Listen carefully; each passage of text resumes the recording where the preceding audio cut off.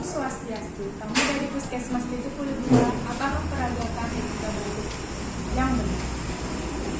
Tahukah Anda ketika batuk atau bersin terjadi pelepasan bakteri atau virus dari dalam tubuh dan dapat menularkan ke orang lain?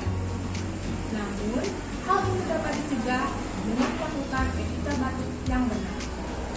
Pertama, ketika batuk atau bersin, Anda menutup hidung dan mulut menggunakan tisu atau sapu tangan.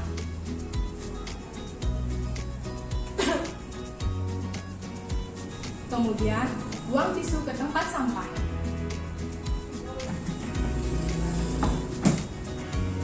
Jika tidak ada sapu tangan atau tisu, dapat menggunakan lengan bagian dalam Anda, seperti ini.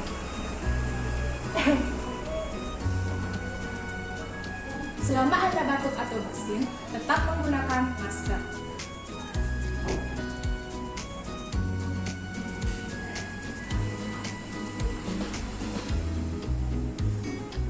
Segera cuci tangan dengan air mengalir dan sabun atau menggunakan hand sanitizer. Dan ingat, jangan membuang ludah atau dahak di sembarang tempat. Dengan menerapkan etika batuk yang benar, Anda dapat membantu